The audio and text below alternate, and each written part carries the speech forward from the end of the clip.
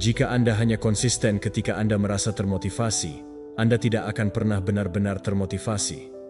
Disiplin adalah perbedaan antara orang-orang yang mencapai apa yang mereka inginkan dan mereka yang selalu setengah jalan. Bukan bakat atau keberuntungan yang menjadi kuncinya, tetapi kemampuan untuk melakukan apa yang perlu mereka lakukan, bahkan ketika mereka tidak menyukainya. Disiplin bukanlah sesuatu yang Anda miliki sejak lahir. Itu adalah sesuatu yang Anda bangun melalui pengulangan dan komitmen. Berapa kali Anda memulai sesuatu dengan antusiasme hanya untuk meninggalkannya beberapa minggu kemudian? Berapa kali Anda berjanji pada diri sendiri untuk berubah, tetapi kurangnya ketekunan membawa Anda kembali ke titik awal yang sama? Saatnya untuk tidak bergantung pada motivasi dan memaksakan diri untuk lebih konsisten. Dalam video ini, saya akan memberitahu Anda cara memutus siklus ketidakkonsistenan dan mengembangkan disiplin yang perlu Anda capai untuk tujuan apapun. Sebelum memulai, saya ingin Anda melakukan sesuatu yang penting.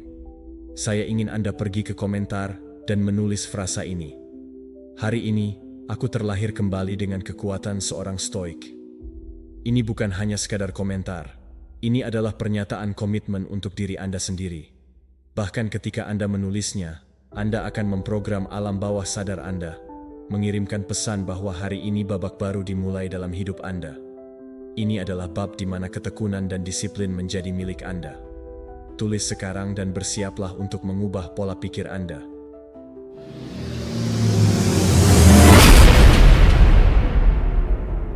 Nomor 1. Ilmu saraf tentang kehendak, yaitu korteks cingulata anterior. Kemauan keras bukanlah masalah keberuntungan atau bakat, tetapi pelatihan. Kaum Stoa memahami dengan baik kapasitas untuk melakukan apa yang seharusnya Anda lakukan, bahkan jika Anda tidak merasa ingin melakukannya. Itulah yang mendefinisikannya, kekuatan karakter sejati. Ilmu saraf kini mengkonfirmasi apa yang sudah diintui oleh kaum Stoa, bahwa ada bagian khusus di korteks otak anterior cingulate yang diaktifkan ketika kita menghadapi tugas-tugas sulit yang tidak ingin kita lakukan. Ini adalah pusat gesekan mental, tempat di mana perlawanan bertemu dengan tekad. Setiap kali Anda mengambil keputusan untuk melakukan sesuatu yang tidak nyaman, area otak ini diaktifkan. Seiring waktu, ketika Anda mengulang proses ini, otak Anda tumbuh dan memperkuat kekuatan tersebut, seperti otot yang berlatih dengan beban. Epictetus mengatakan bahwa kita seharusnya tidak berusaha menghindari kesulitan, tetapi menghadapinya dengan kemauan, karena di sanalah kita tumbuh. Ilmu pengetahuan memberitahu kita hal yang sama tentang korteks anterior cingulate. Ia berkembang ketika kita menghadapi hal yang tidak nyaman. Kita tidak hanya tumbuh ketika kita melakukan sesuatu yang sulit, tetapi juga ketika kita memaksakan diri untuk bertindak, meskipun ada keinginan untuk menghindarinya. Jika Anda memutuskan untuk melakukan latihan tambahan ketika Anda sudah lelah, bagian ini dari otak Anda bekerja. Jika Anda memilih untuk menolak keinginan untuk makan sesuatu yang tidak sehat, disinilah pengendalian diri Anda diperkuat. Namun, jika Anda melakukan sesuatu yang menantang dan Anda menikmatinya, aktivasinya tidak sama. Tidak ada gesekan, tidak ada kerangka pertumbuhan. Aurelius berbicara tentang pentingnya bertindak dengan akal sehat dan bukan dengan dorongan. Kemauan adalah alat yang memungkinkan kita untuk melakukannya, tetapi kemauan tidak diperkuat dalam kenyamanan, tetapi dalam usaha. Setiap kali Anda memilih jalan yang sulit, setiap kali Anda memutuskan untuk tidak menyerah pada kemalasan atau keinginan sesaat, Anda sedang membangun pikiran yang lebih kuat. Dan ini bukan hanya sekadar prinsip filosofis, tetapi kenyataan biologis dari tindakan ini. Secara fisik dan mental, Anda mengubah struktur otak Anda menjadi orang yang biasanya memutuskan untuk melakukan hal yang benar daripada yang mudah. Kunci untuk memperkuat kemauan Anda adalah dalam pengulangan. Tidak cukup hanya dengan satu tindakan. Satu-satunya tindakan disiplin adalah konsistensi. Seneca memperingatkan tentang bahaya pemanjaan dan kurangnya kontrol, mengatakan bahwa mereka yang selalu mencari jalur mudah akan melemah seiring waktu. Ilmu saraf mendukung gagasan ini. Jika Anda selalu menghindari hal-hal sulit, jika Anda membiarkan diri Anda menyerah pada setiap keinginan sesaat, korteks cingulate anterior Anda tidak tumbuh. Kemampuan untuk melawan diperkuat, ketidaknyamanan memburuk, dan menjadi semakin sulit untuk menjalankan pengendalian diri. Penerapan praktis ini sederhana namun menantang. Daripada menghindari apa yang sulit bagi Anda, carilah ketidaknyamanan. Bukan karena Anda harus menderita, tetapi karena proses menghadapi kesulitan akan memperkuat Anda. Lakukan latihan tambahan saat Anda merasa sudah cukup.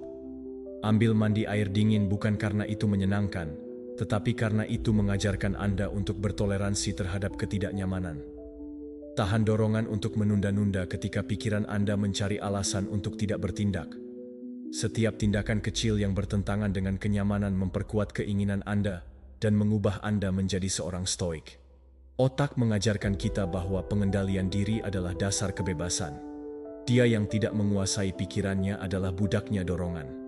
Namun, pengendalian diri ini dicapai dengan keinginan sederhana dan dibangun dengan praktik. Ilmu pengetahuan sehari-hari menegaskan bahwa proses ini nyata. Jika Anda melatih kemauan Anda seperti Anda melatih otot, dengan usaha dan pengulangan, seiring waktu Anda akan menjadi lebih kuat. Ini bukan karena bakat khusus, tetapi karena biologi dan filsafat sepakat pada satu hal yang tidak dapat disangkal, bahwa disiplin bukanlah sesuatu yang diwariskan. Nomor 2. Perbedaan antara latihan sukarela dan dipaksakan. Kaum Stoa mengajarkan bahwa yang penting bukanlah apa yang kita lakukan, tetapi niat kita dalam melakukannya. Kita harus membedakan antara latihan sukarela dan yang dipaksakan. Perbedaan terletak pada persepsi dan disposisi mental kita terhadap aktivitas di dunia fisik. Ketika kita memilih untuk bergerak, ketika kita memutuskan untuk berlatih, berjalan, atau berolahraga dengan kemauan kita sendiri, tubuh kita merespons secara positif dan meningkatkan kesehatan, regulasi gula, kardiovaskular, resistensi darah, dan kesejahteraan umum. Namun ketika latihan itu dipaksakan, ketika kita merasa tidak punya pilihan, tubuh dan pikiran kita bereaksi secara negatif, menghasilkan stres dan resistensi. Kaum Stoa memahami bahwa kebebasan pilihan adalah dasar dari kebajikan. Epictetus mengatakan bahwa bukan apa yang terjadi yang mempengaruhi kita, tetapi bagaimana kita menginterpretasikan fakta tersebut. Melaksanakan hal ini berarti bahwa jika kita melihatnya sebagai hukuman atau kewajiban, itu akan menjadi beban mental yang seiring waktu akan menghasilkan penolakan. Namun jika kita menemukan cara untuk mengaitkan aktivitas yang kita nikmati, sesuatu yang selaras dengan kodrat kita, maka latihan menjadi praktik berkelanjutan yang memperkuat baik tubuh maupun karakter kita. Marcus Aurelius berbicara tentang pentingnya menerima sifat benda dan konsekuensinya. Tubuh kita dirancang untuk bergerak, tetapi kuncinya adalah bukan hanya tentang bergerak, tetapi tentang melakukannya dengan tujuan. Ketika kita memaksakan diri untuk melakukan aktivitas fisik yang kita benci, kita berhadapan dengan pertarungan internal antara kewajiban dan keinginan. Dalam perjuangan itu, pikiran menjadi lelah, motivasi hilang, dan kemungkinan besar kita akhirnya meninggalkan kebiasaan tersebut. Di sisi lain, ketika kita menemukan jenis latihan yang kita nikmati, disiplin menjadi sesuatu yang alami, bukan beban, tetapi kebiasaan yang memperkuat kesejahteraan kita. Kaum Stoa memahami bahwa disiplin diri tidak sama dengan otonomi. Ini bukan tentang penderitaan yang tidak perlu, tetapi tentang menemukan keseimbangan antara apa yang baik untuk kita dan apa yang buruk untuk kita, sehingga kita dapat mempertahankannya dari waktu ke waktu. Seneca berkata bahwa orang bijak mengikuti akal budi dan bukan gairah yang tidak terkendali. Diterapkan untuk menjalankan ini, artinya kita tidak boleh bertindak berdasarkan dorongan sesaat, tetapi dengan fokus rasional untuk menemukan rutinitas gerakan yang bermanfaat dan berkelanjutan. Kuncinya ada di persepsi. Jika Anda berpikir bahwa olahraga adalah beban, maka itu akan terasa berat. Namun, jika Anda melihatnya sebagai kesempatan untuk memperkuat diri Anda, untuk meningkatkan kesehatan dan ketahanan, maka itu akan menjadi sesuatu yang positif. Prinsip dasar stoicisme mengatakan bahwa Anda tidak dapat mengendalikan segalanya. Apa yang terjadi pada Anda? Namun, Anda dapat mengendalikan sikap Anda terhadap apa yang terjadi. Cara penerapannya adalah dengan melakukan percobaan dengan berbagai jenis aktivitas fisik, hingga Anda menemukan yang dapat Anda lakukan secara konsisten dalam jangka panjang. Anda mungkin tidak menikmati berlari, tetapi mungkin Anda menikmati berenang. Anda mungkin tidak suka mengangkat beban di pusat kebugaran, tetapi Anda suka berjalan di udara segar. Kuncinya adalah menemukan aktivitas yang dapat Anda lakukan secara konsisten tanpa merasa seperti hukuman.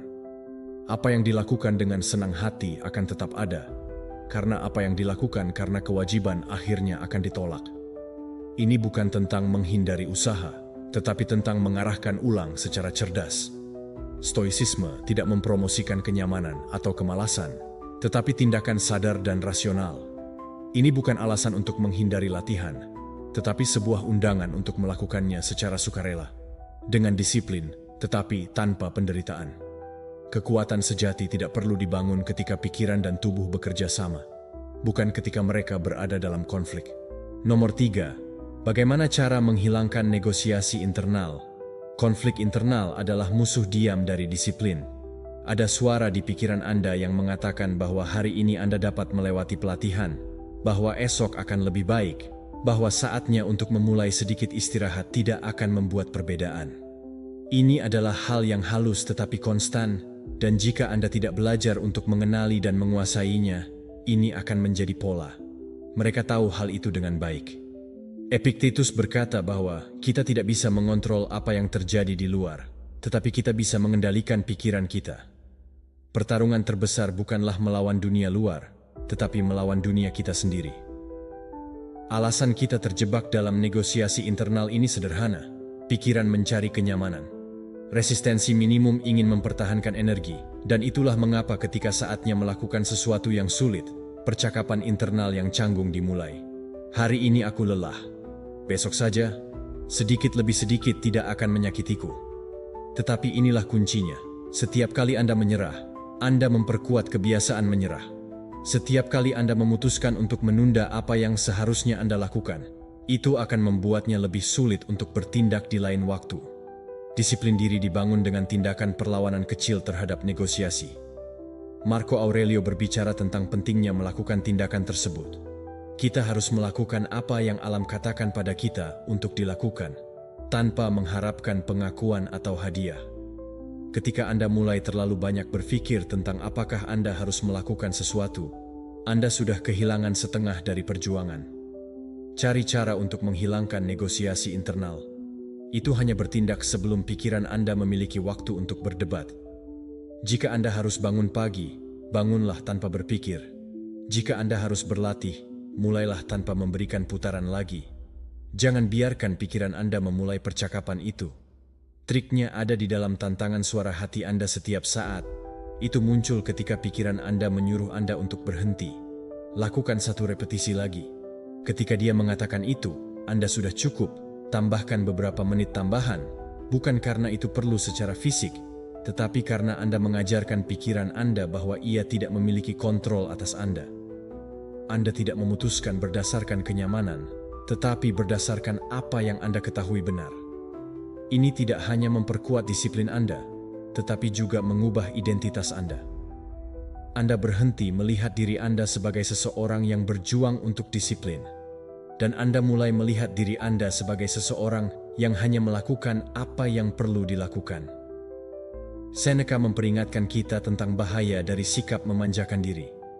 Dia berkata bahwa jika Anda membiarkan diri Anda menyerah pada impuls lemah, akhirnya itu menjadi kebiasaan. Hal yang sama terjadi ketika Anda selalu membenarkan alasan mengapa hari ini bukan hari yang ideal untuk bertindak.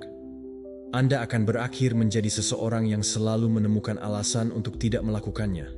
Apa yang Anda berutang pada diri sendiri?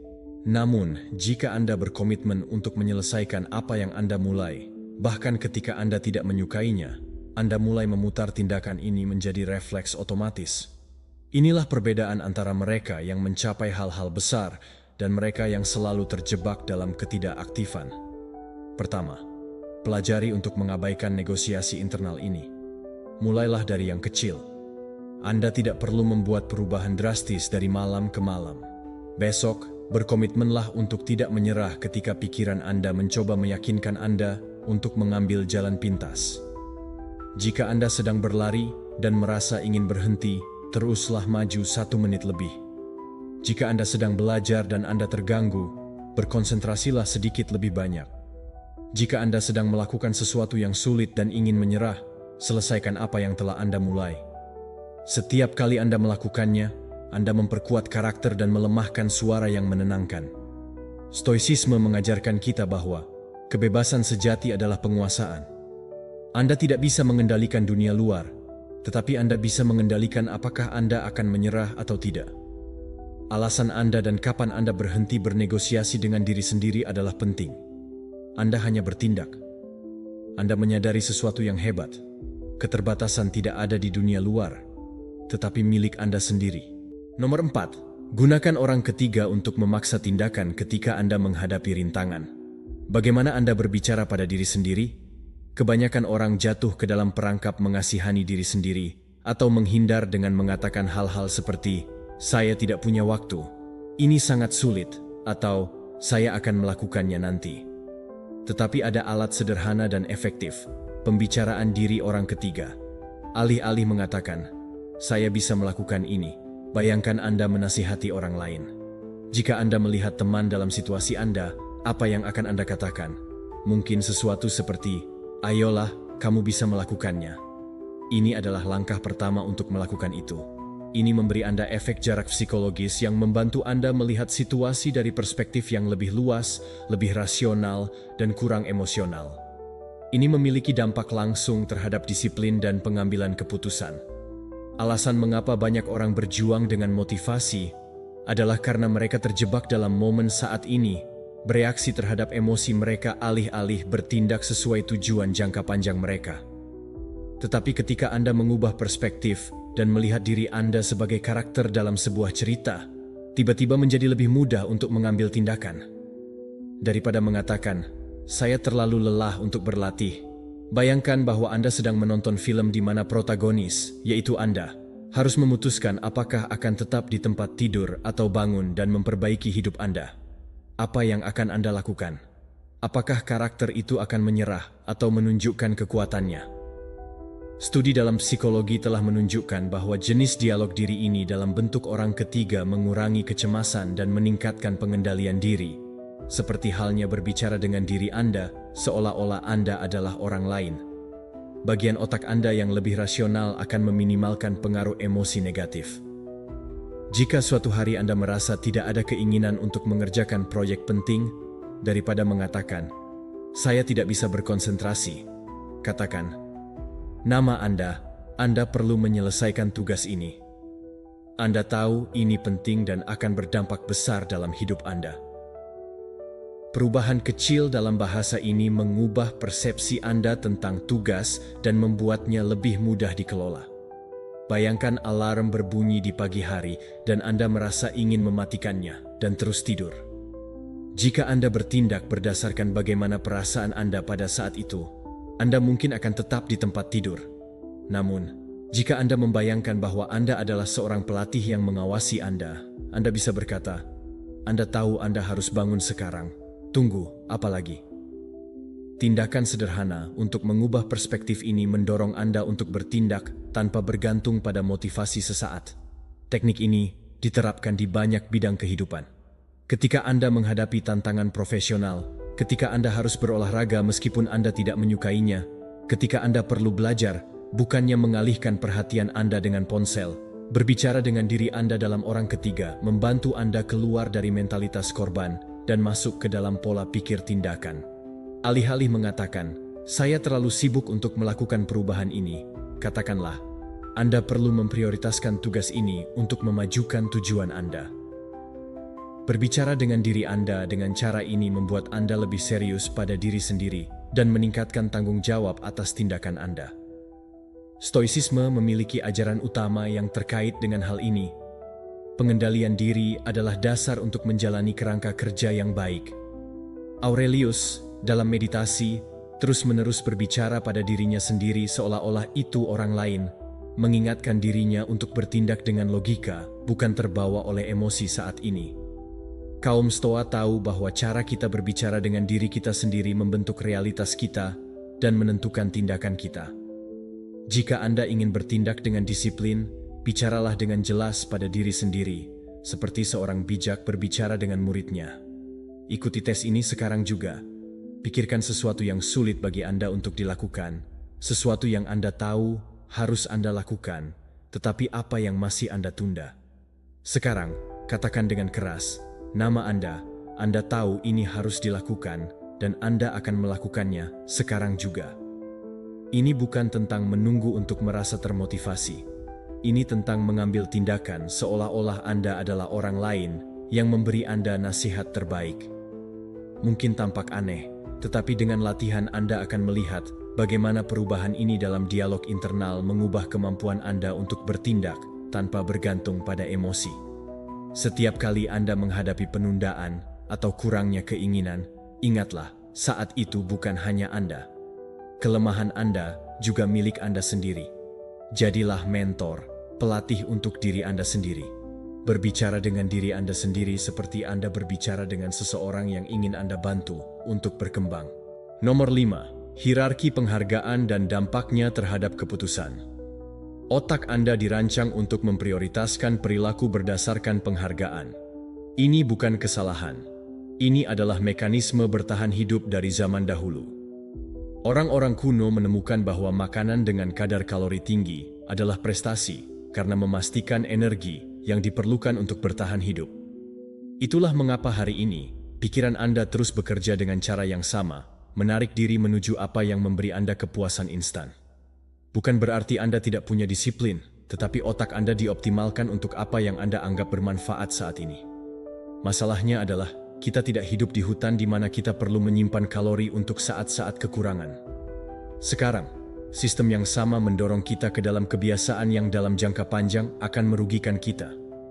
Setiap kali Anda memakan sesuatu yang manis, setiap kali Anda memeriksa ponsel Anda untuk mencari notifikasi, setiap kali Anda memilih untuk menonton serial daripada berlatih, otak Anda menerima hadiah instan, melepaskan dopamin, dan memperkuat gagasan bahwa perilaku ini positif. Masalahnya adalah otak Anda tidak membedakan antara apa yang baik untuk Anda dalam jangka panjang dan apa yang terasa baik saat ini. Ia hanya merespons kepuasan dari kebiasaan buruk yang dipasang dengan sangat mudah, membutuhkan usaha sedikit, dan menawarkan hadiah instan. Namun, jika Anda ingin mengubah hidup Anda perlu meretas sistem penghargaan Anda sendiri. Kuncinya adalah memodifikasi hierarki penghargaan yang mendominasi keputusan Anda. Anda tidak bisa menghilangkan kebiasaan tanpa menggantinya dengan yang lain yang juga menawarkan penghargaan. Jika Anda mencoba berhenti mengonsumsi gula tanpa rencana, otak Anda akan menyadari kurangnya dopamin dan mendorong Anda untuk mencarinya lagi. Namun, jika Anda mengasosiasikan makan sehat dengan manfaat nyata, dan Anda mengizinkan diri Anda merasakan penghargaan kecil dalam prosesnya, perubahan tersebut akan menjadi lebih berkelanjutan. Daripada berpikir, "Saya tidak bisa memakan ini," ubahlah narasi menjadi, "Saya akan merasa lebih baik jika saya memilih sesuatu yang lain." Jika setiap kali Anda memilih makanan sehat, Anda mengucapkan selamat pada diri sendiri, Anda memperkuat hubungan antara pilihan dan penghargaan. Disiplin bukanlah tentang kemauan yang tak terbatas, tetapi tentang memahami apa yang mendorong keputusan Anda. Jika Anda hanya bergantung pada motivasi, Anda akan kalah dalam pertempuran. Namun, jika Anda mengonfigurasi ulang sistem penghargaan Anda, seiring berjalannya waktu perilaku sehat akan menjadi pilihan otomatis Anda. Setiap kali Anda merasakan godaan untuk mencari kepuasan instan, tanyakan pada diri Anda, apakah ini berkontribusi pada kehidupan yang saya inginkan atau hanya memberi saya kesenangan sesaat? Kunci kesuksesan dalam hidup adalah akumulasi keputusan harian yang berbasis hadiah terstruktur. Menurut Stoicisme, kenikmatan sejati tidak datang dari menyerah pada dorongan sesaat, tetapi dari hidup selaras dengan akal dan kebajikan. Epictetus mengatakan bahwa kebebasan yang sebenarnya adalah kemampuan untuk menguasai keinginan dan tidak menjadi budak mereka. Setiap kali Anda memilih satu imbalan instan dibandingkan imbalan jangka panjang, Anda menjauh dari disiplin diri. Namun, ketika Anda melatih pikiran untuk menemukan kepuasan dalam disiplin diri itu sendiri, Anda mengubah usaha menjadi kesenangan baru. Pikirkan tentang hal-hal yang benar-benar telah membuat Anda merasa baik di masa lalu. Bukan kesenangan instan, tetapi kepuasan dari menyelesaikan proyek, meningkatkan kesehatan Anda, atau mengembangkan keterampilan. Itulah hadiah yang benar-benar berharga, tetapi mereka membutuhkan waktu. Tantangannya adalah membuat hadiah jangka panjang cukup menarik untuk bersaing dengan apa yang bisa Anda lakukan saat ini. Dalam banyak hal, Visualisasikan kemajuan Anda. Rayakan kemenangan kecil dengan mengelilingi diri Anda dengan lingkungan yang memperkuat kebiasaan baik. Ini bukan tentang menghilangkan kesenangan, tetapi mengarahkannya kembali terhadap apa yang benar-benar menguntungkan Anda. Saatnya untuk membuat keputusan antara sesuatu yang mudah dan menyenangkan sekarang atau sesuatu yang lebih menantang, tetapi bermanfaat di kemudian hari. Ingatlah bahwa otak Anda secara default lebih suka kepuasan instan. Tugas Anda adalah menyadari proses ini dan memutuskan apakah Anda ingin terus bereaksi secara otomatis, atau jika Anda akan mengambil kendali. Saat Anda mulai menemukan kepuasan dalam kemajuan, dalam disiplin diri, dalam pencapaian jangka panjang, saat itulah Anda benar-benar menang. Bukan karena Anda menekan keinginan Anda, tetapi karena Anda menyelaraskannya dengan kehidupan yang sangat berharga. Nomor 6, selesaikan apa yang kamu mulai. Semua orang memulai sesuatu dengan antusiasme, tetapi hanya sedikit yang menyelesaikannya. Itulah perbedaan antara mereka yang maju dan mereka yang terjebak dalam siklus usaha yang gagal. Ini bukan hanya kurangnya motivasi, tetapi juga kebiasaan meninggalkan sesuatu setengah jadi. Ketika Anda memulai sesuatu dan tidak menyelesaikannya, Anda mengajari otak Anda bahwa itu adalah hal yang baik untuk menyerah, bahwa alasan memiliki bobot lebih besar daripada komitmen, dan itu menjadi pola dalam hidup Anda. Bukan hanya tentang tugas-tugas kecil, tetapi tentang cara Anda menghadapinya dalam tantangan apapun. Berapa kali Anda mengatakan bahwa Anda akan melakukan sesuatu dan kemudian meninggalkannya setengah jadi? Berapa banyak proyek yang belum selesai hanya karena Anda kehilangan antusiasme? Sebenarnya, antusiasme adalah sumber daya yang tidak stabil. Ia datang cepat, tetapi juga cepat menghilang. Jika Anda bergantung pada emosi awal untuk menyelesaikan sesuatu, Anda tidak akan pernah sampai jauh. Kuncinya adalah tidak merasa termotivasi setiap saat, tetapi dalam mengembangkan disiplin untuk menyelesaikan apa yang Anda mulai. Ini mungkin tidak nyaman. Ya, ada hari-hari ketika itu tidak nyaman. Anda akan merasakannya. Namun, jika Anda terbiasa menyelesaikan apa yang ingin Anda lakukan, Anda mulai membangun identitas yang lebih kuat. Anda bukan lagi seseorang yang mencoba. Anda adalah seseorang yang melakukan. Dan identitas itu mengubah cara Anda melihat diri sendiri. Pikirkan 3 hal yang terus-menerus Anda tinggalkan di tengah jalan. Mungkin Anda mulai membaca sebuah buku dan meninggalkannya di tengah jalan, atau Anda berencana untuk berolahraga tetapi setelah beberapa hari Anda meninggalkannya, atau Anda memulai proyek pribadi dengan antusias, tetapi ketika hal itu menjadi sulit, Anda mengabaikannya. Tindakan kecil lebih penting dari apa yang Anda yakini, karena itu mencerminkan hubungan Anda dengan disiplin. Jika hari ini Anda tidak mampu menyelesaikan tugas sederhana yang Anda harapkan, kembangkan ketekunan untuk hal-hal yang lebih besar. Paksa diri Anda untuk menyelesaikannya tanpa alasan. Tidak peduli apakah itu sesuatu yang kecil, atau jika Anda tidak menyukainya. Yang penting adalah, Anda mulai melatih pikiran Anda untuk mengasosiasikan awal dengan akhir, tanpa mempedulikan kesulitan yang ada di jalan. Jika Anda memutuskan untuk membaca satu bab buku, selesaikan. Jika Anda memutuskan untuk berlatih selama 30 menit, lakukan sampai tuntas. Jika Anda ingin menulis sesuatu, jangan menundanya untuk nanti. Setiap kali Anda menyelesaikan sesuatu, Anda memperkuat ide Anda bahwa Anda adalah seseorang yang memberikan, dan itu menumbuhkan rasa percaya diri pada diri Anda. Di akhir hari, renungkan bagaimana perasaan Anda setelah menyelesaikannya. Apa yang Anda usulkan di awal mungkin tampak tidak penting, tetapi seiring berjalannya waktu, Anda akan menyadari adanya perubahan pada mentalitas Anda. Anda tidak lagi merasa bahwa Anda mengkhianati diri sendiri. Anda tidak lagi hidup dalam siklus percobaan dan pengabaian. Anda mulai membangun landasan disiplin yang kokoh yang mempengaruhi semua aspek kehidupan Anda. Cara Anda melakukan sesuatu adalah cara Anda melakukan segala sesuatu. Menurut keutamaan stoicisme, tindakan tidak sesuai dengan niat. Epictetus mengatakan bahwa tidak cukup hanya mengetahui apa yang benar, Anda harus bertindak sesuai dengan itu. Menyelesaikan apa yang Anda mulai adalah sebuah refleks tentang pengendalian diri dan komitmen kepada diri sendiri.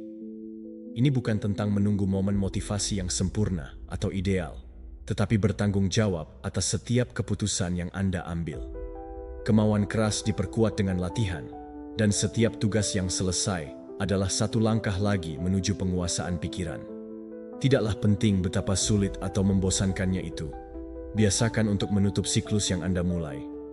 Tentukan siapa Anda. Jika Anda ingin merasa lebih kuat, lebih disiplin, lebih dapat diandalkan, itu dimulai dengan melakukan apa yang Anda katakan akan Anda lakukan. Ini bukan rahasia besar, bukan tipuan produktivitas. Ini hanyalah perbedaan antara mereka yang mendapatkan hasil dan mereka yang terjebak dalam alasan. Nomor 7, menumbuhkan pola pikir berkembang. Sebagian besar orang hanya fokus pada apa yang mereka inginkan. Hasil, kesuksesan, disiplin, keterampilan, tetapi tidak ingin melalui proses pembangunan yang mengarah pada pencapaian tujuan tersebut. Jika Anda hanya fokus pada hasil akhir, setiap rintangan terasa seperti kegagalan. Setiap kesalahan sepertinya merupakan tanda bahwa Anda tidak cukup baik, dan setiap tantangan menjadi alasan untuk menyerah. Namun, ketika Anda mengubah fokus Anda dan mengadopsi pola pikir berkembang, segalanya berubah. Anda tidak lagi melihat kesalahan sebagai kegagalan, tetapi sebagai bagian dari proses. Anda tidak merasa frustrasi ketika sesuatu tidak berjalan sesuai rencana karena Anda memahami bahwa peningkatan adalah sebuah perjalanan, bukan tujuan. Jika Anda membandingkan diri Anda dengan seseorang yang sudah ahli, mudah untuk merasa tidak termotivasi tentang sesuatu. Tapi yang tidak Anda lihat adalah semua usaha yang orang itu lakukan untuk mencapai tujuan tersebut. Semua percobaan yang gagal, semua jam latihan, semua saat ketika mereka meragukan diri mereka sendiri, tetapi tetap melanjutkan. Tidak ada seorang pun yang memulai dengan menjadi yang terbaik. Perbedaan antara mereka yang mencapai sesuatu dan yang tidak adalah mentalitas. Kemampuan untuk menerima bahwa perbaikan membutuhkan waktu dan komitmen. Proses tidak peduli berapa lama waktu yang Anda butuhkan. Dalam keterampilan apapun yang Anda inginkan untuk berkembang, mungkin Anda ingin menjadi lebih disiplin, meningkatkan kemampuan dalam suatu olahraga, atau mempelajari sesuatu yang baru. Jika Anda terobsesi hanya dengan hasil, setiap kali Anda tidak melihat kemajuan pesat, Anda akan merasa tidak termotivasi. Namun sebaliknya, jika Anda mengubah fokus dari "saya ingin mencapai X" menjadi "saya ingin meningkatkan X", perubahan cerita ini mengubah segalanya. Ini bukan lagi tentang mencapai suatu titik spesifik, tetapi tentang berkembang terus-menerus.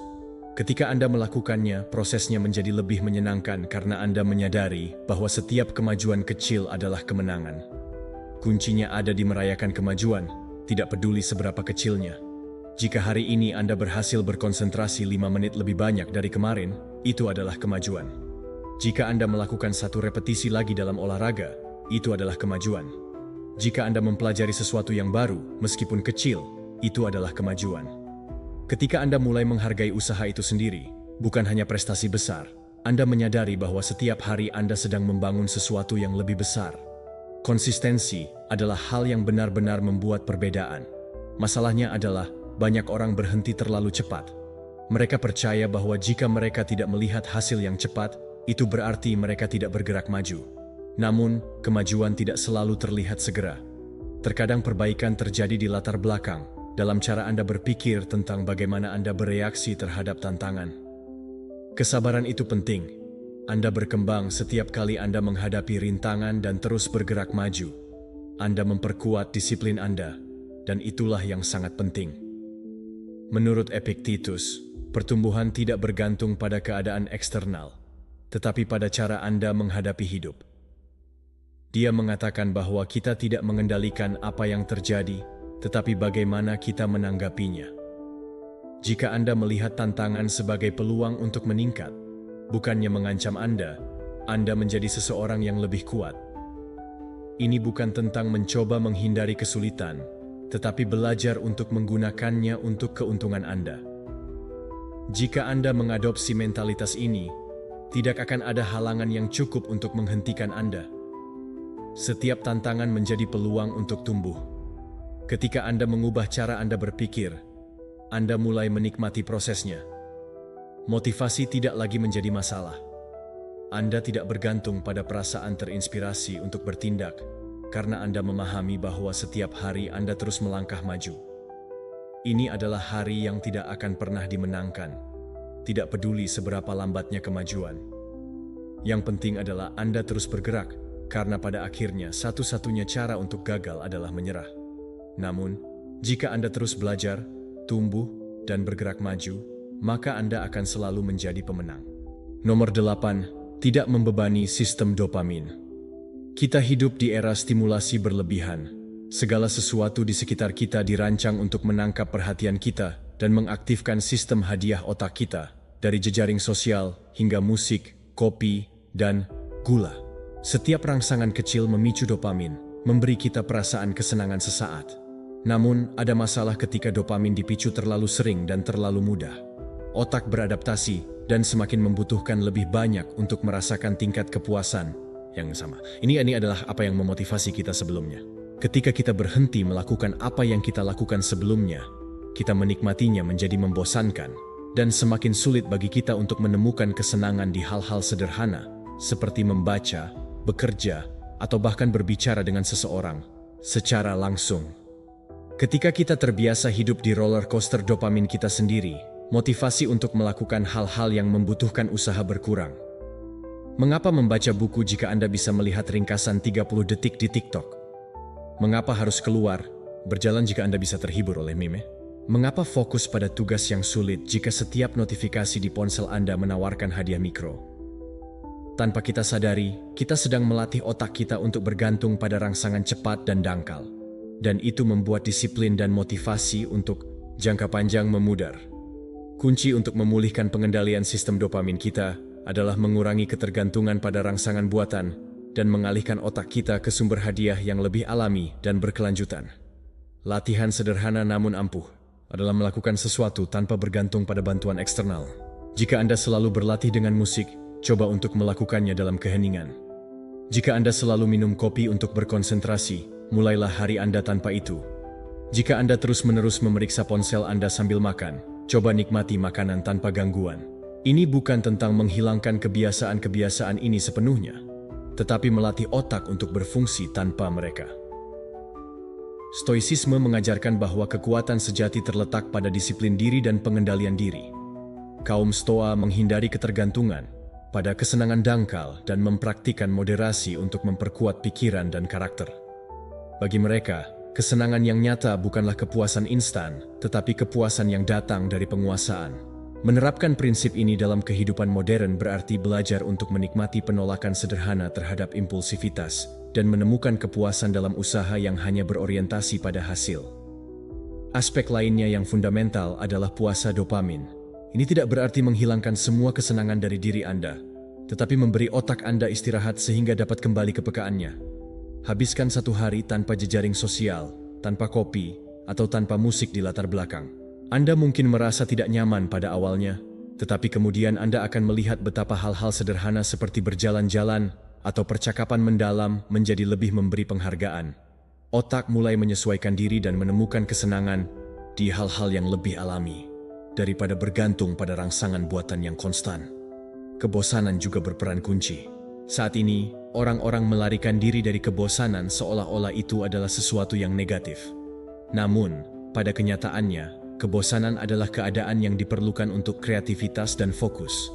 Ketika kita tidak memiliki gangguan langsung, pikiran kita diaktifkan dengan cara tertentu. Kita belajar untuk menghasilkan minat dari dalam. Ada saat-saat ketika ide muncul ketika kita benar-benar merenungkan dan menemukan apa yang benar-benar memotivasi kita. Penting untuk memahami bahwa motivasi bukanlah sesuatu yang muncul secara ajaib. Banyak orang percaya bahwa mereka harus menunggu sampai mereka merasa termotivasi untuk bertindak. Padahal pada kenyataannya, motivasi mengikuti tindakan, bukan sebaliknya. Jika Anda duduk untuk mempris tanpa keinginan, saatnya Anda membenamkan diri dalam tugas, dan motivasi akan muncul. Jika Anda mulai berlatih, bahkan jika Anda tidak punya tenaga, setelah beberapa menit, Anda akan merasa lebih baik.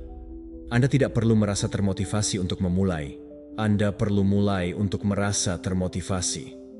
Hadiah yang paling abadi tidak datang dari lonjakan kecil dopamin, tetapi dari kemajuan nyata.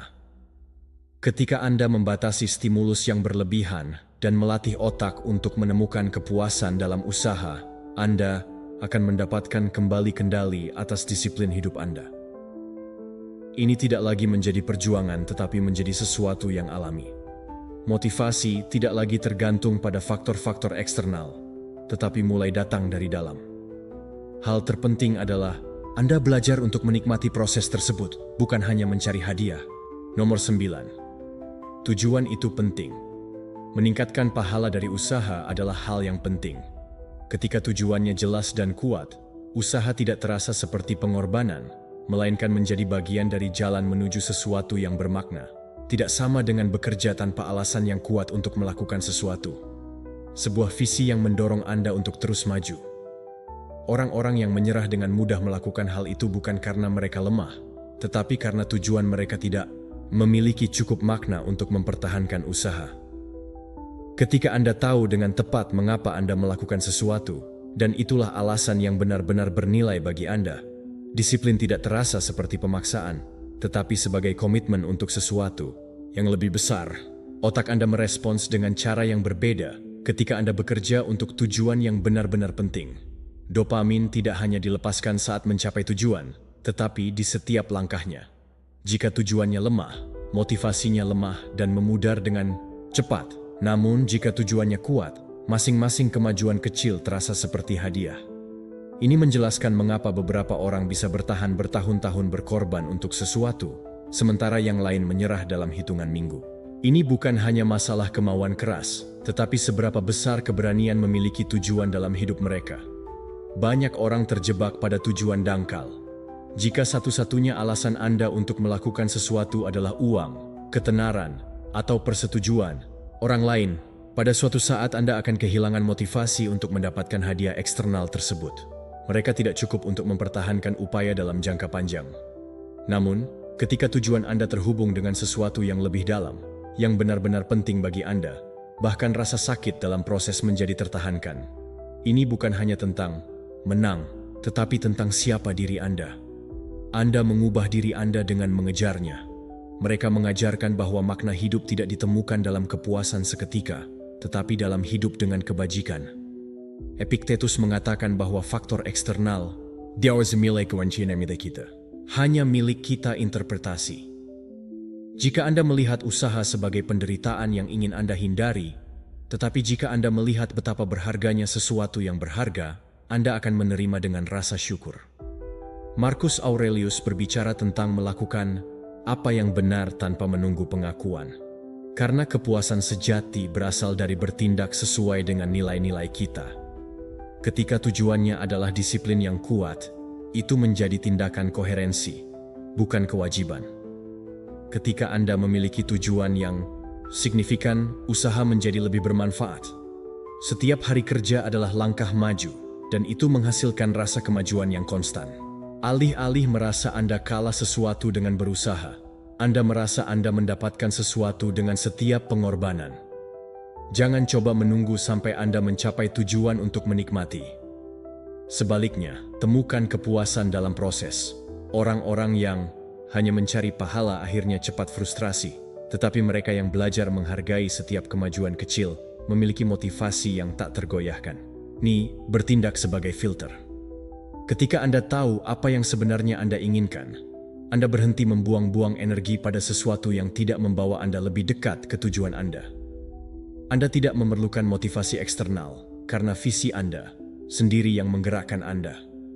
Anda tidak terganggu oleh kesenangan kosong, karena Anda mengerti bahwa kepuasan sejati ada dalam membangun sesuatu yang bertahan lama. Bagi kebanyakan orang, disiplin bukanlah tentang memiliki lebih banyak kemauan keras, tetapi tentang menyelaraskan hidup Anda dengan suatu tujuan yang memberi inspirasi. Jika Anda merasa kurang motivasi, mungkin karena tujuan yang Anda kejar tidak benar-benar memuaskan Anda. Tanyakan pada diri Anda sendiri, apa yang Anda sukai? Masalah apa yang ingin Anda pecahkan di dunia? Apa warisan yang ingin Anda tinggalkan? Ketika Anda menemukan jawabannya, Anda akan menemukan sumber energi yang tidak ada habisnya. Dengan tujuan yang kuat, Anda tidak membutuhkan dorongan dari orang lain, karena setiap hari Anda bangun dengan tekad untuk maju. Dan ketika Anda sampai pada tujuan, bukan hanya prestasinya saja, tetapi semua hal yang Anda kembangkan di sepanjang jalan. Nomor 10. Hukum 100 hari. Hukum 100 hari adalah prinsip yang kuat yang didasarkan pada pengulangan konstan untuk membangun disiplin, konsistensi, dan hasil yang tahan lama. Jika Anda ingin mengembangkan kebiasaan baru atau mengubah hidup Anda di area tertentu, berkomitmenlah untuk melakukannya setiap hari selama 100 hari berturut-turut. Ini adalah kunci untuk mencapainya. Ini bukan tentang melakukannya hanya ketika Anda merasa termotivasi atau ketika Anda punya waktu, tetapi memasukkannya ke dalam kehidupan Anda dengan cara yang tidak bisa dihancurkan. Pikirkan tentang kebiasaan. Apa yang ingin Anda adopsi? Latihan, membaca, belajar bahasa, bangun pagi, menulis, bermeditasi. Kebanyakan orang memulai dengan antusiasme, tetapi kemudian motivasi memudar, dan mereka akhirnya meninggalkannya. Namun, ketika Anda memutuskan bahwa tidak ada pilihan, jika Anda gagal, ada sesuatu yang berubah dalam mentalitas Anda. Ini bukan lagi pertanyaan apakah Anda merasa menyukainya, tetapi komitmen mutlak. Dengan banyak upaya perubahan, kurangnya, konsistensi adalah masalah utama. Kita percaya bahwa kita hanya bisa berkembang dengan usaha kadang-kadang, tetapi kenyataannya adalah bahwa kemajuan nyata hanya terjadi ketika kita melakukannya berulang kali tanpa gagal. Pengulangan yang konstan adalah apa yang membentuk identitas kita. Jika selama 100 hari Anda berkomitmen untuk bertindak dengan cara tertentu, otak Anda akan mulai menerimanya sebagai bagian dari diri Anda. Ini bukan sesuatu yang Anda coba lakukan, tetapi sesuatu yang Anda lakukan. Stoicisme mengajarkan bahwa kita harus fokus pada apa yang dapat kita kontrol dan mengembangkan disiplin diri untuk mencapai tujuan kita. Tujuan yang tidak bisa kita andalkan emosi atau motivasi karena itu berfluktuasi. Sebaliknya, kaum Stoa menganjurkan tindakan dan kontrol yang konstan. Epictetus sendiri mengatakan bahwa itu bukanlah apa yang terjadi pada kita, tetapi bagaimana kita bereaksi terhadapnya yang penting. Dalam hal ini, tidak masalah jika Anda lelah, jika Anda memiliki hari yang buruk, atau jika Anda tidak merasa terinspirasi. Penting bagi Anda untuk memenuhi komitmen harian tanpa alasan. Sekarang, bagaimana kita menerapkan hukum 100 hari dalam praktiknya? Pertama, pilih tindakan kunci yang benar-benar membantu Anda meningkatkan di area penting dalam hidup Anda. Jangan mengusah banyak hal sekaligus. Fokuslah pada satu hal saja, tetapi lakukan dengan baik. Jika Anda memutuskan untuk berolahraga, tetapkan jadwal tetap. Jika Anda memilih untuk membaca, tentukan berapa lama atau berapa halaman yang akan Anda baca setiap hari. Buatlah tindakannya jelas dan terukur, kemudian hilangkan kemungkinan alasan. Jika itu untuk berolahraga, tinggalkan pakaian Anda siap pada malam sebelumnya. Jika itu untuk membaca, atur alarm untuk mengingatkan Anda. Pada awalnya, mungkin tampak sulit, tetapi seiring berjalannya waktu, melakukan hal tersebut akan menjadi lebih mudah. Ini seperti mendorong batu ke atas bukit. Awalnya memang butuh usaha, tetapi akan ada titik di mana inersia membantu Anda untuk terus maju. Akan ada hari di mana Anda tidak melakukannya. Anda akan sibuk, lelah, atau tidak termotivasi. Itulah hari-hari yang paling penting. Mudah untuk mengikuti rencana ketika semuanya berjalan baik, tetapi transformasi sebenarnya terjadi ketika Anda mengatasi masa sulit dan terus maju. Disitulah Anda menjadi lebih kuat. Disiplin diri juga berguna untuk membawa catatan tanda setiap hari yang telah diselesaikan dalam suatu kalender atau aplikasi. Ini bisa memberi Anda rasa kemajuan dan motivasi tambahan untuk memvisualisasikan rentetan hari-hari yang telah selesai, menciptakan momentum yang tidak ingin Anda putus. Jika Anda merasa tidak bisa melakukannya, ingatlah bahwa 10 menit lebih baik daripada tidak ada sama sekali. Yang penting bukan kuantitas, tetapi konsistensi. Setelah 100 hari, Anda akan melihat sesuatu yang luar biasa. Ketika awalnya merupakan usaha yang sadar, itu akan menjadi otomatis. Anda tidak perlu memaksakan diri untuk melakukannya lagi. Itu hanya akan menjadi bagian dari hidup Anda. Setelah Anda mencapai titik itu, Anda akan terus maju tanpa usaha, karena itu tidak lagi menjadi kebiasaan yang Anda coba adopsi, tetapi bagian mendasar dari identitas Anda. Kunci sukses di bidang apapun dalam hidup adalah konsistensi. Ini tidak peduli seberapa berbakat Anda, atau seberapa besar keinginan yang Anda miliki di awal. Jika Anda tidak konstan, Anda tidak akan pergi jauh. Hukum 100 hari adalah alat yang memungkinkan Anda memastikan konsistensi dan membangun perubahan yang nyata dan bertahan lama. Jika Anda menerapkannya dengan tekad, Anda akan melihat hasil yang mengesankan dalam hal apapun yang Anda lakukan. Nomor 11. Menggunakan paparan dingin untuk merangsang motivasi. Paparan dingin adalah alat ampuh untuk meningkatkan motivasi dan fokus. Saat Anda menyelam ke air dingin atau mandi air dingin, tubuh Anda mengalami guncangan awal yang mengaktifkan sistem saraf simpatik. Proses ini melepaskan gelombang norepinefrin dan dopamin, neurotransmitter kunci dalam regulasi suasana hati dan motivasi. Khususnya, dopamin sangat terkait dengan keinginan untuk bertindak. Apa artinya? Setelah Anda mengekspos diri Anda terhadap dingin, Anda lebih mungkin merasa ingin bergerak dan melakukan sesuatu, alih-alih tetap dalam keadaan inersia. Stoicisme mengajarkan kita untuk menerima ketidaknyamanan sebagai alat untuk memperkuat kerangka kerja kita. Aurelius dalam meditasinya menyebutkan bahwa kita harus menghadapi hidup sebagai prajurit yang siap untuk apapun. Paparan terhadap dingin adalah metafora yang sangat bagus untuk ajaran ini. Alih-alih menghindari ketidaknyamanan, kita secara sukarela menghadapi apa yang membantu kita mengembangkan ketahanan. Disiplin diri adalah pengingat bahwa kontrol atas reaksi kita adalah sebuah pilihan dan kita dapat menggunakan tantangan fisik sebagai pelatihan untuk menghadapi tantangan mental dan emosional. Ketika kita menunda-nunda, seringkali karena otak, kita terjebak dalam siklus dopamin rendah. Kita merasa tanpa energi dan tanpa keinginan untuk bertindak, dan kita mencari rangsangan cepat yang mudah, seperti jejaring sosial atau hiburan dangkal. Namun, dingin langsung menyela pola ini. Tubuh bereaksi dengan puncak kewaspadaan. Pernapasan menjadi cepat dan tiba-tiba.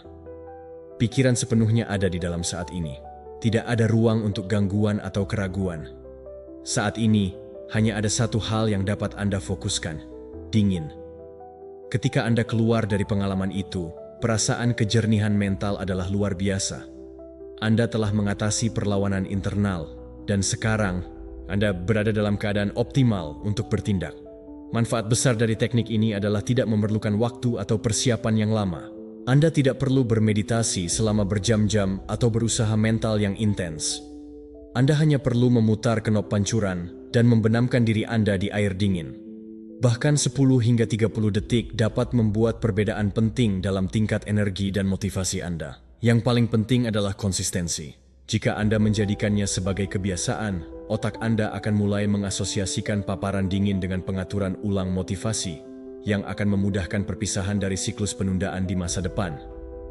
Banyak orang yang sudah mencoba teknik ini melaporkan bahwa setelah mandi air dingin, mereka merasakan kapasitas yang lebih besar untuk mengatasi tugas-tugas yang sulit.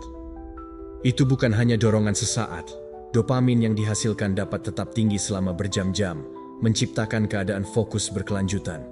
Juga ada penelitian yang menunjukkan bahwa paparan rutin terhadap dingin meningkatkan ketahanan terhadap stres, yang berarti bahwa seiring berjalannya waktu, Anda akan menjadi kurang reaktif terhadap tantangan sehari-hari. Ini adalah kunci untuk mengembangkan pola pikir tingkat tinggi. Jika Anda ingin menerapkan strategi ini, mulailah secara bertahap. Anda tidak harus langsung melompat ke dalam air es. Ya, Anda bisa memulai dengan mandi air hangat dan mengurangi secara bertahap suhu di detik-detik terakhir. Pilihan lain adalah cukup rendam tangan atau wajah Anda di air dingin yang juga mengaktifkan sistem saraf simpatik. Yang penting adalah Anda melakukannya dengan cara yang terkendali. Ini bukan tentang menyiksa diri, tetapi tentang melatih pikiran Anda untuk merespons lebih baik terhadap ketidaknyamanan. Kekuatan paparan terhadap dingin bukan hanya karena efek fisiologisnya, tetapi juga dalam pesan yang dikirimnya.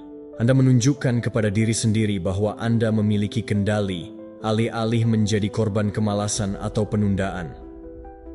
Anda mengambil tindakan dan mengondisikan otak Anda untuk merespons dengan energi dan tekad. Ini adalah cara sederhana tetapi efektif untuk melatih diri Anda dan akan meningkatkan kedisiplinan serta membangun ketahanan. Nomor 12. Disiplin manajemen waktu. Manajemen waktu adalah salah satu kemampuan terkuat yang dapat seseorang kembangkan. Jika tidak dikelola dengan baik, Anda hanya akan melakukan lebih banyak hal dalam waktu yang lebih sedikit. Tetapi, Gak tidak melakukan hal yang benar pada waktu yang tepat. Jika Anda tidak mengendalikan waktu, maka waktu akan mengendalikan Anda. Sebagian besar orang menghabiskan hari-harinya bereaksi terhadap apa yang terjadi di sekitar mereka, bukannya mengambil Sandley and the Fibron Hormiror dengan Tuan. Disinilah perencanaan hadir. Ketika Anda meluangkan waktu sejenak di awal hari untuk merencanakan, Anda memberikan arah pada hari Anda. Bayangkan jika Anda memulai hari tanpa rencana yang jelas. Gangguan seperti email dan interupsi akan menghabiskan waktu Anda. Namun, jika Anda memiliki rencana, Anda akan tahu persis apa yang harus difokuskan dan bagaimana mendistribusikan energi Anda secara efisien. Kuncinya adalah menetapkan prioritas. Tidak semua tugas sama. Beberapa menghasilkan dampak yang signifikan, sementara yang lain hanya kebisingan. Disinilah peran hukum 80-20, juga dikenal sebagai prinsip Pareto.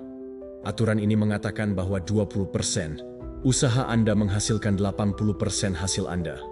Ini berarti bahwa hanya beberapa tugas yang benar-benar penting untuk kesuksesan Anda. Alih-alih mencoba melakukan semuanya, identifikasi tugas-tugas mana yang kritis dan fokuslah di dalamnya. Jika Anda mengerjakan sebagian besar tugas penting terlebih dahulu, Anda akan memaksimalkan efisiensi Anda dan mengurangi perasaan selalu sibuk tanpa mencapai apapun yang relevan. Pikirkan tentang ini. Banyak orang menghabiskan hari mereka untuk memeriksa daftar tugas yang tak ada habisnya. Tetapi pada akhirnya, mereka merasa belum maju. Itu karena mereka fokus pada tugas-tugas berdampak rendah. Di sisi lain, ketika Anda menerapkan hukum 80-20, Anda akan mempertanyakan tindakan mana yang benar-benar membuat perbedaan.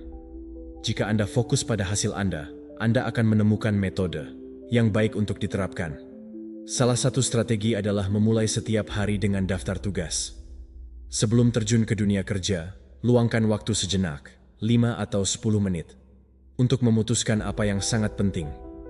Jangan terjebak dalam perangkap aktivitas tanpa arah. Perbedaan antara orang produktif dan orang yang sibuk adalah bahwa orang produktif berfokus pada hal-hal penting. Disiplin memainkan peran penting dalam manajemen waktu. Tidaklah cukup untuk merencanakan jika Anda tidak memiliki disiplin untuk mengikuti rencana Anda. Disinilah stoicisme berperan. Kaum Stoa percaya pada disiplin diri sebagai prinsip penting untuk kehidupan yang baik. Marcus Aurelius, misalnya, berkata bahwa kita harus bertindak dengan tujuan dan bukan membuang-buang waktu kita pada gangguan yang tidak perlu. Jika setiap hari Anda mengarahkan perhatian Anda pada hal-hal yang benar-benar penting, hidup Anda akan mengambil jalur yang jelas dan produktif. Bagaimana cara mengembangkannya? Jawabannya ada pada kebiasaan. Kebiasaan harus menjadi suatu hal yang konstan, bukan sesuatu yang Anda lakukan kadang-kadang. Pada awalnya mungkin tampak sulit, tetapi seiring waktu, itu akan menjadi bagian dari rutinitas Anda. Ketika Anda mencapainya, produktivitas Anda akan meningkat. Kunci lainnya untuk mengelola waktu adalah menghilangkan gangguan. Telepon, jejaring sosial, dan email dapat mencuri waktu Anda tanpa Anda sadari. Salah satu trik yang ampuh adalah memblokir waktu tertentu untuk bekerja tanpa interupsi, mendedikasikan periode fokus intens pada tugas terpenting Anda, dan kemudian melakukan istirahat strategis. Metode ini dikenal sebagai pekerjaan blok dan merupakan salah satu cara yang lebih efektif untuk menggunakan waktu. Penting juga untuk belajar berkata tidak. Anda tidak dapat melakukan segalanya atau tersedia untuk semua orang setiap saat. Mengatakan tidak pada apa yang tidak menambah nilai adalah mengatakan ya pada apa yang benar-benar penting. Setiap kali Anda menerima tugas yang tidak relevan, Anda mengorbankan waktu berharga yang bisa Anda gunakan untuk sesuatu yang benar-benar membuat perbedaan. Manajemen waktu bukan hanya tentang bekerja lebih banyak, tetapi bekerja secara cerdas. Jika Anda menerapkan prinsip ini, Anda akan terkejut seberapa banyak yang dapat Anda capai dalam waktu yang lebih singkat. Kuncinya adalah merencanakan dan memprioritaskan, menghilangkan gangguan, dan memiliki disiplin untuk mengikuti rencana Anda. Dengan cara ini, Anda akan mengubah produktivitas Anda dan memanfaatkan setiap menit dalam sehari. Nomor 13, kehendak dibangun dengan kesulitan. Kehendak bukanlah anugerah yang kita lahirkan, tetapi sebuah konstruksi yang ditempa dalam api kesulitan. Tidak ada seorang pun yang mengembangkan kemauan yang kuat dalam kenyamanan, kelemahan, atau kenikmatan yang konstan. Ada saat-saat tertentu dalam kesulitan di mana itu benar-benar mendefinisikan siapa Anda dan seberapa jauh Anda bisa melangkah. Tidak ada jalan pintas, tidak ada trik sulap, hanya ada usaha yang terus-menerus dan berulang setiap harinya. Setiap hari, Anda harus menghadapi banyak hal yang tidak ingin Anda lakukan. Karena disitulah resistensi dibangun. Kekuatan mental sejati dibangun ketika Anda melihat orang-orang yang tampaknya tidak bisa dihancurkan, yang menghadapi rasa sakit dan kegagalan tanpa menyerah. Mereka bukan karena terlahir istimewa, tetapi karena mereka telah melalui penderitaan lagi dan lagi tanpa menyerah. Kehendak ditempa dalam disiplin untuk melakukan apa yang sulit, bahkan jika Anda tidak menyukainya. Setiap kali Anda memaksakan diri untuk bergerak maju ketika segalanya di dalam diri Anda ingin berhenti, Anda memperkuat pikiran Anda. David Goggins, contoh perlawanan ekstrim, mengatakan bahwa tidak ada cara untuk mengatasi kemauan keras. Tidak ada trik mudah, Anda hanya perlu berlatih terus-menerus. Dorong tubuh dan pikiran Anda melampaui batasnya. Berolahragalah ketika Anda tidak menyukainya. Bekerja pada tujuan Anda ketika motivasi sudah hilang. Bangun pagi ketika Anda lebih suka tidur lebih lama. Itu adalah saat-saat ketika Anda membangun ketangguhan mental. Ini bukan tentang merasa senang saat melakukannya, tetapi melakukan apa yang perlu dilakukan, bahkan ketika Anda merasa buruk. Musuh terbesar dari kemauan adalah kenyamanan. Kita hidup dalam masyarakat yang menjual ide bahwa kita harus selalu merasa nyaman, menghindari rasa sakit, dan menghindari usaha. Namun, kenyataannya, semua yang berharga ditemukan di sisi lain, ketidaknyamanan. Anda tidak tumbuh dalam kemudahan, Anda tumbuh dalam perjuangan. Ketika Anda menghadapi tugas sulit, ketika Anda memaksakan diri untuk mengerjakan apa yang tidak Anda sukai, ketika Anda mengekspos diri Anda terhadap kegagalan dan kritik tanpa menyerah, Anda sedang membangun pikiran yang tidak bisa dihancurkan. Ini bukan hanya tentang tindakan fisik, tetapi juga perjuangan internal. Kehendak dibangun ketika Anda menghadapi pikiran negatif dan tidak membiarkan diri Anda diperintah. Kita semua memiliki suara di kepala kita yang memberitahu kita bahwa kita tidak bisa. Lebih baik menyerah daripada tidak sama sekali. Namun, setiap kali Anda mengabaikan suara itu dan terus berjalan, Anda melemahkannya. Setiap kali Anda membiarkan diri Anda dikalahkan olehnya, Anda membuatnya semakin kuat. Pilihan Anda adalah memberi makan perlawanan atau memberi alasan. Stoicisme mengajarkan kita bahwa kekuatan tidak datang dari keadaan eksternal, tetapi dari kapasitas kita untuk menolak. Marcus Aurelius mengatakan bahwa jalan bukanlah penghalang. Jika setiap kali hidup memberi Anda kesulitan, Anda melihatnya sebagai kesempatan untuk sembuh. Anda akan menjadi tak terhentikan.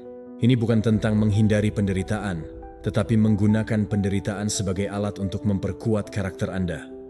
Ketidaknyamanan, ketakutan, dan kelelahan adalah bagian dari proses.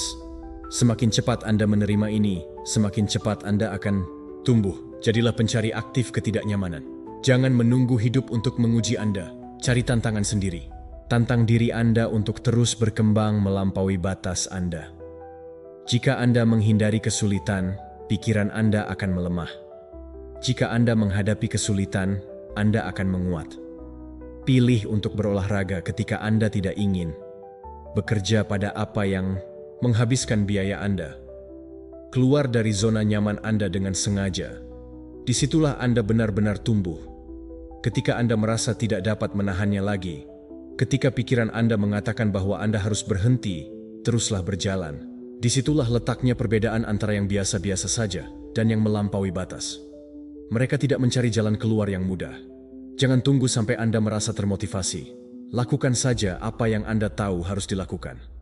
Karena setiap kali Anda mengatasi hambatan internal, Anda menjadi orang yang lebih kuat. Dalam dunia ini, kehendak adalah kunci untuk mencapai apapun. Nomor 14. Aturan langkah kecil. Kesalahan paling umum ketika kita ingin meningkatkan adalah berpikir bahwa kita memerlukan perubahan drastis dan tiba-tiba. Kami sangat antusias dengan ide transformasi total, tetapi dalam praktiknya, itu hampir tidak pernah berhasil. Ketika kita mencoba melakukan terlalu banyak hal sekaligus, kita membuat diri kita kewalahan dan lelah, dan akhirnya kita meninggalkannya. Kunci untuk kemajuan yang nyata tidak terletak pada perubahan besar, tetapi pada langkah-langkah kecil yang diambil secara konstan. Setiap orang sukses tidak mencapai kesuksesan dalam semalam. Mereka tidak bangun suatu hari dengan disiplin yang sempurna atau keterampilan luar biasa. Apa yang mereka lakukan adalah meningkatkan sedikit demi sedikit setiap hari, mengumpulkan kemenangan kecil, dan membangun kemajuan yang berkelanjutan dari waktu ke waktu. Ini tentang membuat perubahan besar dan mengharapkan hasil instan, tetapi dari perbaikan kecil yang dilakukan terus-menerus, yang seiring waktu menghasilkan dampak yang sangat besar. Pikirkanlah setiap pencapaian hebat yang ingin Anda capai. Jika Anda mencoba melakukan semuanya sekaligus, akan terasa seperti itu tidak mungkin. Namun, jika dibagi menjadi langkah-langkah kecil, itu akan menjadi lebih mudah diatur. Untuk meningkatkan kondisi fisik Anda tidak perlu mulai dengan latihan 1 jam. 10 menit sehari sudah cukup. Jika Anda ingin membaca tetapi tidak bisa menyelesaikan buku dalam seminggu, cukup baca beberapa halaman setiap hari. Sedikit demi sedikit Anda akan menjadi pembaca tetap. Masalahnya adalah sebagian besar orang meremehkan kekuatan langkah-langkah kecil. Kemajuan menuju tujuan awalnya hampir tidak terasa, sehingga mereka merasa tidak bergerak maju dan menyerah. Namun, apa yang tidak mereka lihat adalah bahwa kebiasaan kecil yang diulang setiap hari akan menumpuk. Ketika Anda melihat kembali setelah berbulan-bulan atau bertahun-tahun, Anda akan menyadari seberapa jauh Anda telah melangkah. Memahami prinsip ini dapat diterapkan di berbagai area dalam hidup Anda. Jika Anda ingin memperbaiki pola makan Anda tidak perlu melakukan diet ekstrim. Cukup buat perubahan kecil setiap kali makan. Jika ingin mempelajari keterampilan baru, Anda tidak perlu mendedikasikan jam setiap hari. Dengan beberapa menit sehari, Anda akan mengembangkan kebiasaan dan mendapatkan pengalaman dengan cara yang alami. Kuncinya adalah konsistensi, bukan intensitas. Berkali-kali, orang kehilangan motivasi karena mereka tidak melihat hasilnya segera. Kita menginginkan perubahan cepat, tetapi kenyataannya adalah bahwa segala sesuatu yang berharga membutuhkan waktu. Disinilah kesabaran berperan. Tidak masalah jika kemajuan terasa lambat, yang penting adalah Anda terus melaju. Langkah kecil selalu lebih baik daripada tidak ada langkah sama sekali. Dan sesuatu yang mendasar, rayakan setiap kemajuan, tidak peduli seberapa kecilnya. Jangan menunggu untuk mencapai tujuan besar untuk merasa baik tentang diri Anda sendiri. Pelajari untuk menghargai setiap pencapaian kecil, karena setiap langkah yang Anda ambil adalah kemenangan tersendiri. Motivasi tidak datang dari hasil besar, tetapi dari akumulasi kemenangan kecil yang membuat Anda merasa bahwa Anda memajukan diri. Stoicisme mengajarkan bahwa pertumbuhan tidak ditemukan dalam saat-saat inspirasi tiba-tiba, tetapi dalam praktik disiplin dengan tindakan kecil setiap hari. Epictetus mengatakan bahwa kita tidak kembali bijaksana dan berbudi luhur dari malam ke pagi, tetapi itu adalah proses pelatihan konstan. Seorang atlet tidak akan menjadi lebih kuat hanya dengan satu latihan intensif, tetapi dengan latihan yang berkelanjutan. Pikiran kita dan karakter kita diperkuat dengan pengulangan. Yang penting bukan seberapa banyak kebiasaan baik yang Anda lakukan dalam satu hari, tetapi apa yang bisa Anda lakukan setiap hari tanpa kehilangan. Jika Anda pernah merasakan bahwa kemajuannya terlalu lambat, ingatlah bahwa bahkan sungai-sungai besar pun dimulai dengan tetesan air kecil. Anda tidak perlu mengubah segalanya sekaligus. Anda hanya perlu mengambil satu langkah hari ini, langkah berikutnya besok, dan terus bergerak maju. Kunci kesuksesan bukanlah intensitas, tetapi ketekunan yang konstan.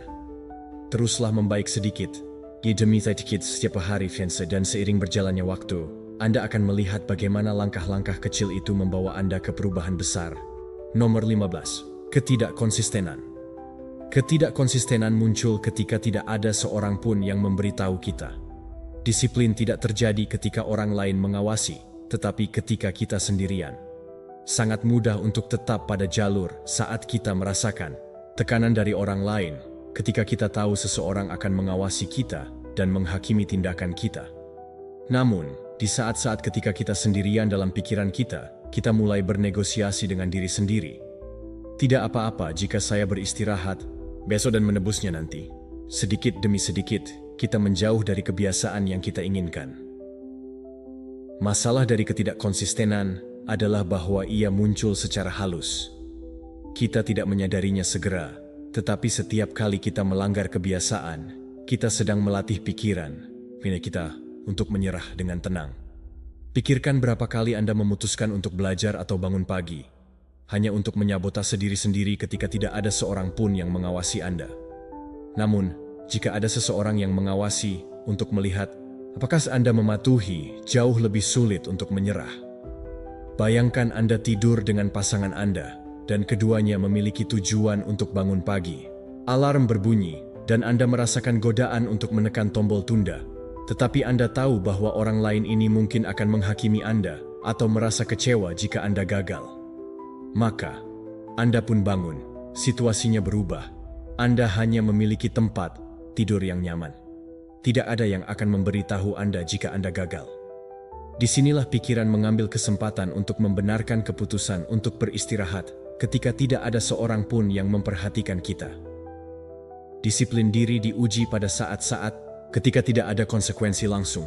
Tidak ada yang akan menegur kita jika kita melanggar rutinitas, tetapi biaya sebenarnya tidak bersifat eksternal, itu bersifat internal. Setiap kali kita gagal secara pribadi, kita melemahkan kemampuan kita untuk berdiri teguh di masa depan.